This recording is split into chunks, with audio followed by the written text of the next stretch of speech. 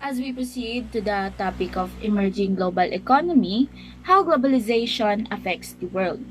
Globalization has made the big word smaller. Globalization affects trade, finance, production, communications, and technological change. When we look at the world map, we need to think about how this global community of people and nations is being systematically drawn closer together. So, how globalization affects the world? Globalization has made a big world smaller. So, according po sa research ko kung bakit daw po nagiging smaller, it is because with all of the global integration, there is a sameness or familiarity no matter where you are. Kung titignan natin ng mundo is napakalaki naman talaga at napakalawak. But because of free trade or trading, globalization, nagkakaroon ng pagkakataon to have business outside the Philippines or the country to another. That's why kahit anong laki at lawak na is parang maliit because of the globalization. Ayan, thank you Miss Angki. So, what does BRICS means nga ba talaga? So, BRICS is an acronym that stands for Brazil, Russia, India, China, and South Africa, and was formulated by economist Jim O'Neill of Goldman Sachs. And originally, it was just BRIC nga lang. Brazil, Russia, India, and China lang talaga. So, 4 sa 5 miyembro sa BRICS ay ang ilan sa mga pinakamalalaking bansa by population and also by areas. That was saved South Africa kaya siya napasama sa BRICS Alliance. These 5 countries contribute a quarter to the GDP of the world. Ang mga bansang ito ay nakakaranas ng high growth dahil sa mababang produksyon ng paggawa. Nadadagdagan din ang mga FDI inflows at dahil na rin sa mga naglalabasang napakaraming oportunidad. At halos 41% ng populasyon ng mundo ay galing sa BRICS Alliance, pati na ang 16% ng bahagi sa kalakalan sa mundo. Pero ano nga ba ang ideya behind these alliances? So, this alliance works on the principles of non-interference, yung hindi paghihimasok, equality o yung pagkakapantay-pantay, and mutual benefit o kapakinabangan ng isa't isa. This alliance also economical, territorial, at nalulutas nila yung mga hindi pagkakaunawaan sa politika. Mayroong 3 pillars ang BRICS. So, ano-ano yon? Una is the political and security. Next is the economic and financial. And the culture at yung people-to-people exchange na tinatawag. Ito rin ay binubuo ng mga sectoral cooperations sa iba't ibang lugar tulad ng enerhiya, health, education, science and technology, innovation, trade promotion, and they fight against transnational crime. But how does BRICS works nga ba? So kung makikita nyo, no, since 2009, the BRICS countries have started meeting annually at formal summits. The first meeting was held in Yekaterinburg.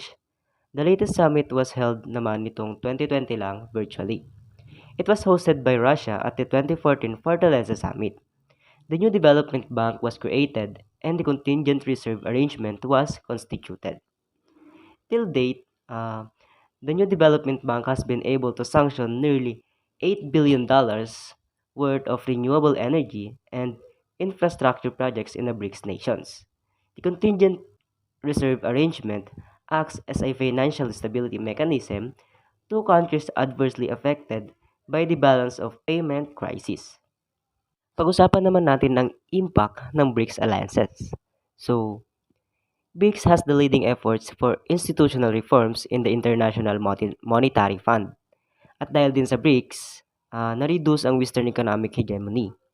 Naging reflective din sila sa mga structural changes sa world economy. And it has been successful sa pagpaprovide ng mga short-term liquidity through currency swaps at iba pa. BRICS also strengthened foundational principles of respect for sovereign equality and pluralism and global governance. Drivers of globalization. Two microfactors seems to underline the trends toward greater globalization. First is the decline in barriers to the free flow of goods, services, and capital that has occurred since the end of World War II. Since 1950, ang average ng tariff has fallen significantly. the countries has opened their markets to the foreign direct investment. The second is the technological change, particularly the dramatic developments in recent years in communication, information, processing, and transportation technologies. Dito naman sa second factor, ito yung paraan para mag-improve yung incomes and standard ng pamumuhay. Pero yung may mga bagong technology and knowledge ay hindi naman din kinakailangan umunlad. Therefore, ang paraan ng pagkalat ng teknolohiya sa mga bansa ay ang sentro to how the global growth is generated and shared across country. The role of technological change. Technology has made a big impact in our lives as it reduces the effort and time and increases the efficiency of production. So sa madaling sabi, pinapadali ng technology ang ating mga gawain. Microprocessors and telecommunications. The single most important innovation has been the development of the microprocessor, which enabled the explosive growth of high power, low cost computing, increasing the amount of information that can be processed by individuals in firms. So, yung microprocessors and telecommunications are an examples of a product that have undergone a technological change. Both undergone many different changes over the years that have made it more efficient. Yung microprocessors o yung central processing unit, ito yung pinaka-importanting unit within a computer system na responsible sa pag-process ng mga instructions. It allows computers to be used for text editing, multimedia display, computation, and communication over the internet. These days, no, yung microprocessors ay ginagamit na sa laptops, home computers, sa industrial automation, and even sa mobile phones. Kasi yung first invented na microprocessors, which is yung Intel 4004, was made for use in Japanese-made calculator. Now, because of innovation, microprocessors are now used in everything, from the smallest embedded systems and handheld devices like smartphones to the largest mainframes and supercomputers. Yung telecommunications naman, yung telecommunication technology naman, ito ay nagre-rely sa microprocessor to encode, transmit, and decode the vast amount of information that flows along electronic highways. So, napapadali ng telecommunication technology yung flow ng information over distances sa pamamagitan lang ng calls, text, images, and videos. The Internet and the World Wide Web. The phenomenal growth of the Internet and the associated World Wide Web is the latest expression of this development. So ano nga bang pinagkaiba ng Internet at ng World Wide Web? Yung Internet, ito yung system o yung network system na nagpo-provide ng connection between millions of computers, web pages, websites, and servers. Using the Internet, we can send emails, photos, videos, and messages. Kumbaga, it creates communication to share and get information online. Yung World Wide Web naman, ito yung software platform na ginagamit to interact with the internet. It enables documents and other web resources to be accessed over the internet. Next is transportation technology. To developments in communication technology, several major innovations in transportation technology have occurred since World War II. In transportation technology, it encompasses the tools, improvements, and methods that move people, animals, and goods across the globe. Imagine no, if wala tayong sasakyan, di agad tayo makakapunta sa ating pupuntahan, di ba? That's why transportation technology is so very important. Pinapadali nito ang ating pag-travel sa land, water, and air. It can bring us to our destination faster and safer.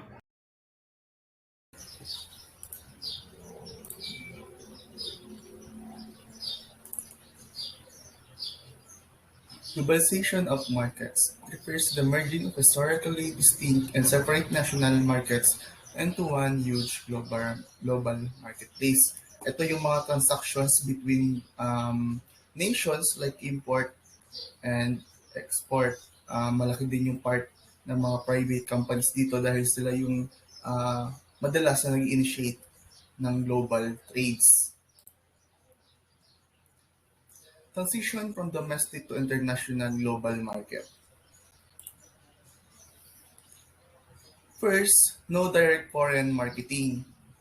It is a company in this stage does not actively cultivate customers outside national boundaries. However, these companies' products may reach foreign um, marketing. Ito yung mga products indirectly reach foreign markets. Trading companies, foreign customers who contact firm, domestic wholesalers, distributor, web orders, and other transaction na ang customers ang lumalapit sa company na hindi engaged sa global marketing. It is also foreign orders stimulate a company's interest to seek additional um, international sales. The second one is the infrequent foreign marketing. The Infrequent foreign marketing is temporary surpluses caused by variations in productions levels or demand may result in infrequent marketing overseas. It also caused by temporary surpluses, then sales to foreign markets are made as good becomes available. Firm has little or no intention of maintaining continuous representation. Ang engagement ng company sa global market ay very rare lang. Hindi siya lagi tulad nung regular foreign marketing na i-discuss ko rin mamaya. Foreign sales activity declines and is withdrawn when domestic demand increases. The third one is the regular foreign marketing. At this level, the firm has permanent productive capacity devoted to the production of goods to be marketed in foreign markets. Regular foreign marketing, it is a company dedicated production capacity for foreign markets. Some of its strategy is firm employs domestic or foreign intermediaries, uses its own sales force or sales subsidiaries. Um, Also, products are adapted for foreign markets as domestic demands grows. Firms depend on profits from foreign markets. Regular foreign markets, ito yung mga companies na um, laging involved sa international market. Ito yung madalas mag-export or import with the other countries. The fourth one is international marketing. Companies is fully staged are Companies in this stage are fully committed and involved in international marketing activities. Ito, yung mga companies na hindi lang sila regular foreign marketing din sila pero sila ay mas engaged sa international marketing. Sila yung nag-iinvest ng malaki para ah, makapag-import or export pa sa ibang bansa dahil ito yung isa sa pinaka-main goals ng company.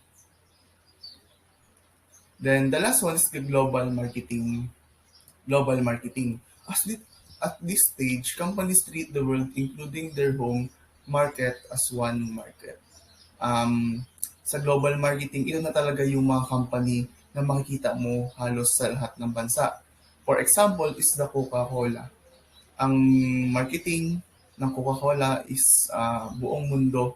Makita mo yung product nila buong mundo. Then, may mga malaki ding company na involved sa global marketing. Makita mo rin yung mga company nila na present sa iba't ibang bansa.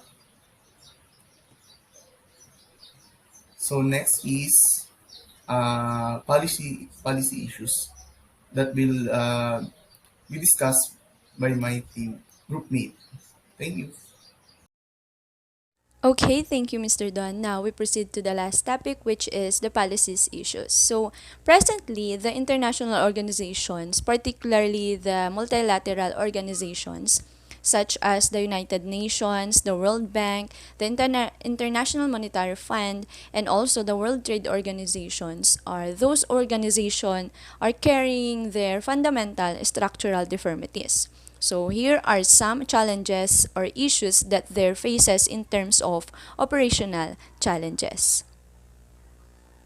The first one is at integration. This is the global circumstances which gave birth to the constitutive rules and consequently gave international institutions. So, dito sa inauguration, ito ay isang proseso ng pagpapakilala ng mga new officials.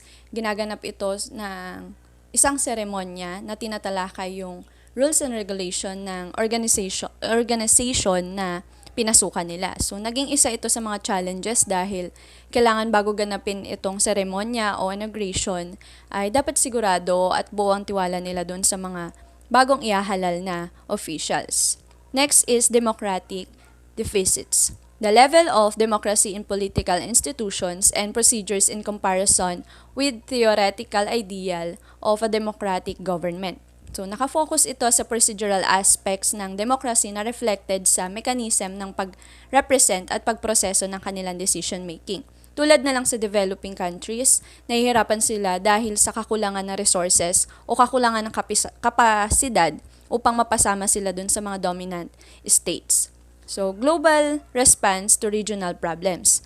This is the international mechanism for protecting the basic human rights or even the preventing the wide scale of atrocities are weak and inadequate that use sometimes arbitrary. So, kailangan matugunan nila yung pangangailangan ng kalahatan with the balance of the rights of the citizens, the sovereignty of states, and also the legitimacy of mandates.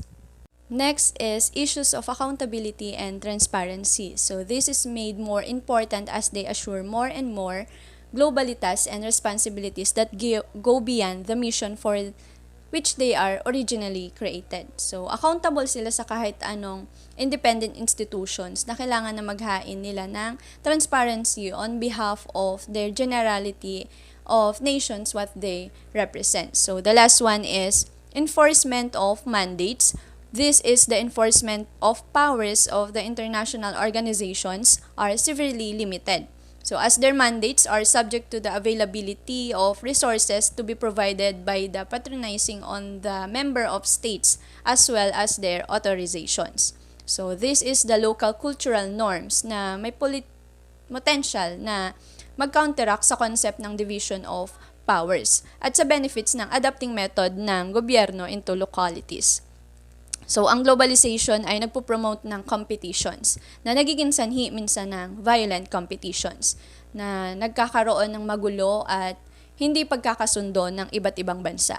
So, those are the challenges and issues na kinakaharap ng globalizations in terms of operational challenges. So, that's all.